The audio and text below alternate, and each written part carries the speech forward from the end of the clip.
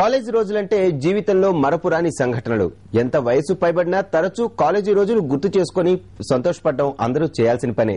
జీవనయాత్రలో ఏదో ఒక మజిలీలో పాత మిత్రులు కనిపిస్తే మధుర స్మృతులు జ్ఞాపకం వస్తాయి. అలాంటి కాలేజీ కబుర్లు ఇవాళ ముఖ్యమంత్రి వైఎస్ రాజశేఖర రెడ్డి కూడా గుర్తు చేసుకోబోతున్నారు. గుల్బర్గా వైద్య కళాశాల పాత మిత్రులతో ఆయన ఈ రోజు కాసేపు గడుపుతారు.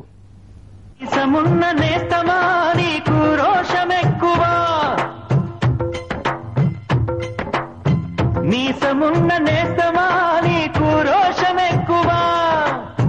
రోషమున్న నేస్తమా నీకు కోపమెక్కువా, కోపమెక్కువా కానీ మనసు మక్కువా.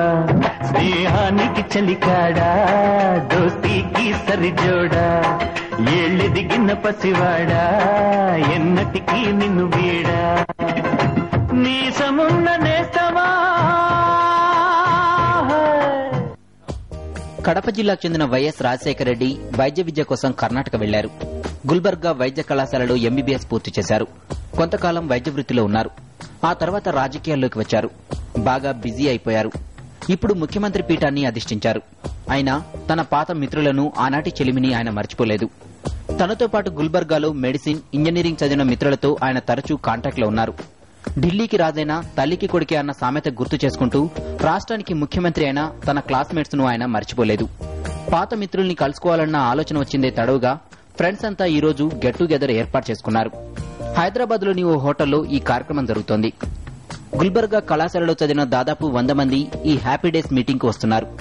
ముఖ్యమంత్రి వైఎస్ రాజశేఖర రెడ్డి, రాష్ట్ర ప్రభుత్వ సలహాదారుగా పనిచేసిన రాజ్యసభ సభ్యుడు కేవీపీ రామచంద్రరావు, ఇన్ఫర్మేషన్ శాఖ కమిషనర్ గా ఉన్న సుధాకర్ రావు, గుంటూరు వైద్యుడు డాక్టర్ పుల్లయ్య చౌదరి, మరో వైద్యుడు ఆశ్రమన్ రాజు ఈ కార్యక్రమంలో ప్రధాన ఆకర్షణగా ఉంటారు.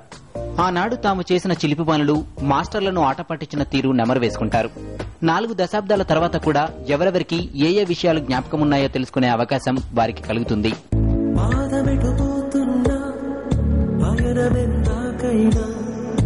అడుగు తడబడుతున్నా తోడురానా